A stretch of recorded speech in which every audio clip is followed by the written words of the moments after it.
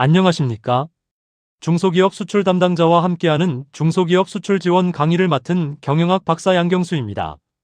오늘 이 시간에는 정부의 수출 지원 정책을 100% 활용하는 전략부터 데이터와 AI를 활용한 실무적인 바이어 발굴 방법까지 총 60분 동안 함께하겠습니다. 정책과 신청, 그리고 실습까지 알차게 구성했으니 집중해 주시기 바랍니다. 오늘 강의의 로드맵입니다. 1부에서는 정부의 수출 지원 체계와 바우처 구조를 이해하고 2부에서는 사업 신청 실무를, 3부에서는 요청 시 찾아가는 재능기부형 수출 지원 서비스 제공의 경우 실제로 트레이드잇 플랫폼을 활용한 데이터 기반 해외 영업을 직접 실습해 보겠습니다. 최종 목표는 여러분의 기업이 받을 수 있는 지원 사업을 스스로 식별하고 신청서를 준비하며 나아가 실제 바이어를 발굴해 컨택하는 전 과정을 내재화하는 것입니다. 먼저 1부 수출 지원 정책의 이해입니다. 왜 지금 우리가 수출에 주목해야 하는지, 정부의 지원 시스템은 어떻게 구성되어 있는지, 그리고 핵심인 수출 바우처가 어떤 구조와 혜택을 담고 있는지 살펴보겠습니다. 왜 지금 중소기업에게 수출이 필수가 되었을까요? 내수 시장의 한계를 돌파하고 시장을 다변화해 리스크를 줄이기 위함입니다. 이제는 데이터와 AI 기술의 발전으로 대기업의 전유물이었던 해외 바이어 발굴을 중소기업도 직접 수행할 수 있습니다. 정부 역시 약 1,500억 원 규모의 바우처 예산과 7,500개 이상의 지원 서비스를 준비하고 있으니 적극적으로 활용해야 할 때입니다. 정부의 수출 지원 체계는 산업통상자원부, 중소벤처기업부, 그리고 각 지자체 및 유관기관으로 크게 나뉩니다. 이들이 운영하는 수출 바우처, 지사화 사업, 해외 전시회 지원 등을 잘 챙겨야 합니다.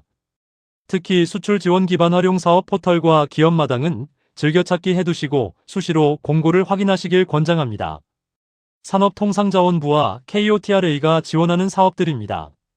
글로벌 마케팅과 해외 무역관을 활용한 사업이 핵심인데요. 수출 바우처는 물론이고 해외 지사화 사업, 해외 전시회 개별 참가 지원, 그리고 내수기업의 수출 기업화 프로젝트까지 다양합니다.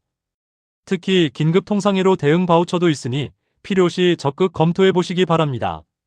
다음은 중소벤처기업부와 중진공이 운영하는 사업들입니다. 업종 제한이 적고 금융 지원과 연계가 강하다는 점이 특징입니다.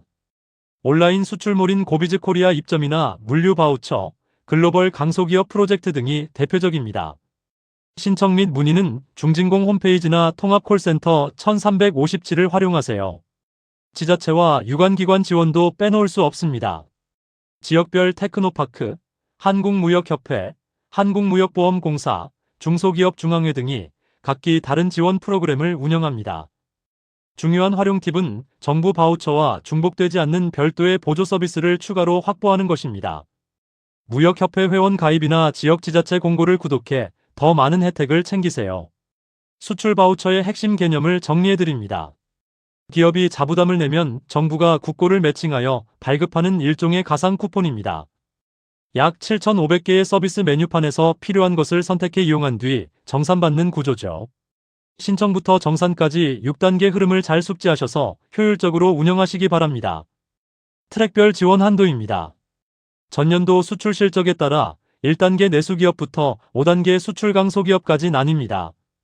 주목할 점은 수출 실적이 없는 내수기업도 1단계로 신청 가능하다는 것입니다. 즉, 수출 경험이 전혀 없어도 정부 지원을 받아 첫 영업을 시작할 수 있다는 뜻이죠. 바우처로 무엇을 살 수 있을까요? 디자인 개발, 국제운송, 해외 인증, 홍보 광고 등 14개 메뉴가 있습니다. 특히 오늘 실습할 데이터 기반 바이어 발굴은 전시회 상담의 메뉴에 해당합니다. 바우처로 결제 가능한 서비스이니 비용 부담 없이 데이터 영업을 시작할 수 있습니다. 신청 절차 5단계입니다. 포털 가입부터 공고 확인, 온라인 신청서 작성, 평가 및 선정, 그리고 협약까지 진행됩니다. 여기서 가장 중요한 것은 조기 신청입니다. 마감일 직전에는 접속 장애가 빈번하니 반드시 여유 있게 신청하시길 바랍니다. 신청 전 반드시 점검해야 할 2가지 필수 서류와 사업계획서입니다. 사업계획서 작성 시에는 막연한 목표가 아닌 국가와 바이어 유형까지 구체적으로 제시해야 합니다. 이때 회사에서 작성한 경우에도 전문가의 감수를 받아서 작성하는 것을 권장합니다. 또한 선택한 서비스가 실제 매출 성과로 어떻게 이어질지 논리적으로 기술하고 자부담 능력을 입증하는 것이 선정 확률을 높이는 비결입니다. 평가 항목과 가점 전략입니다. 단순히 정량적인 목표뿐만 아니라 사업 계획의 타당성과 추진 의지를 높게 평가합니다. 가점 항목인 각종 인증이나 고용 우수 기업 확인서 등을 미리 챙겨두세요. 경쟁률이 높을 때는 이런 사소한 가점 하나가 당락을 결정짓습니다. 자주 발생하는 실수들입니다. 중복 지원 제한을 확인하지 않거나 바우처 사용 기한을 넘겨 국고를 반납하게 되는 경우, 그리고 보이스피싱에 유의해야 합니다. 모든 공식 안내는 바우처 포털 로그인 후 확인하시는 습관을 가져야 합니다. 이제 3부 데이터 기반 해외 영업 실습입니다.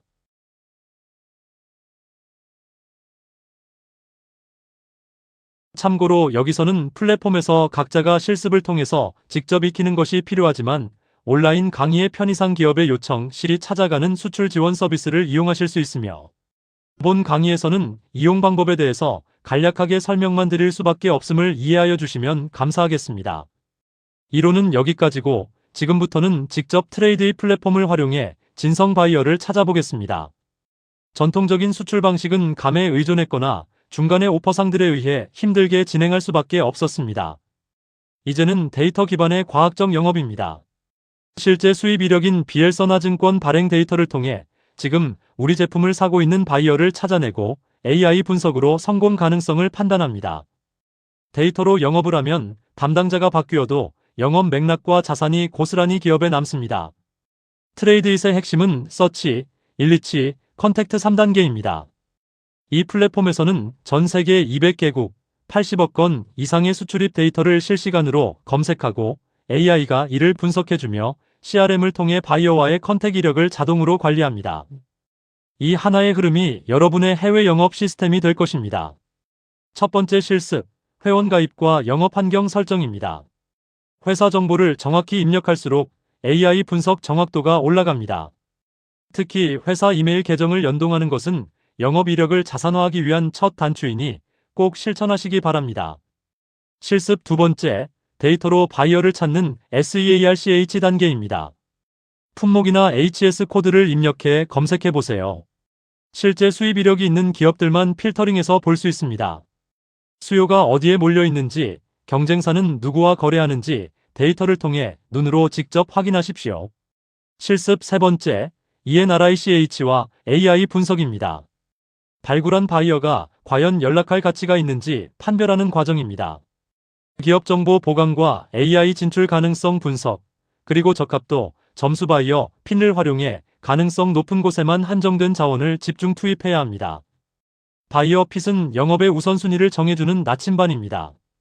품목 적합성, 거래 활동성, 시장 규모를 종합적으로 평가하죠. 점수가 높은 바이어는 즉시 컨택하고 낮은 곳은 일단 보류하는 식으로 크레딧을 절약해야 효율적입니다. 네 번째 실습, 첫 컨택 메일 발송입니다. 가장 중요한 원칙은 짧고 구체적으로 쓰는 것입니다. 상대가 어떤 품목을 수입하는지 언급하고 우리 제품의 차별점을 제시한 뒤 샘플이나 미팅 같은 명확한 행동을 요청하세요.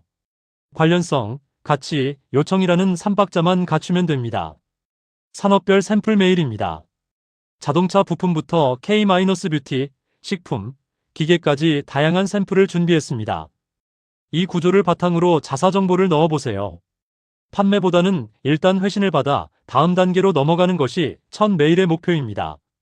계속해서 전자부품, 의료기기, 건축자재, 패션 등 다른 산업군 샘플입니다. 메일은 무조건 간결하게 작성하십시오. 상대방의 시간을 배려하는 것이 비즈니스 매너이자 전략입니다. 나머지 샘플과 작성 체크리스트입니다. 메일을 보내기 전 상대의 품목이 첫 줄에 있는지, 자사 정보로 잘 수정했는지, 핵심 요청이 포함됐는지 5초만 체크해보세요. 실습 다섯 번째, CRM 관리입니다. 영업 이력은 기업의 가장 큰 자산입니다. 파이프라인 단계를 관리해 지금 몇 곳의 바이어가 상담 중인지 직관적으로 파악하십시오. 요금제와 바우처 연계 전략입니다. 오늘 배우신 데이터 도구 도입 비용은 수출 바우처로 결제 가능합니다.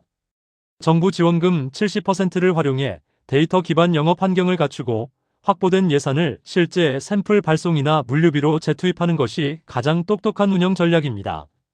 크레딧 운영법입니다. 모든 행동에는 비용이 따릅니다.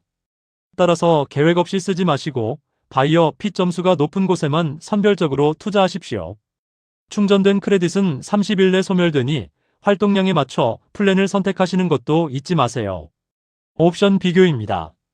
처음에는 데이터 셀프 영업으로 시장을 익히고 어느 정도 성과가 나면 전문 대행 서비스를 병행하는 경로를 추천합니다.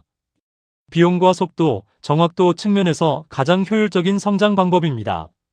오늘부터 바로 시작할 90일 로드맵입니다.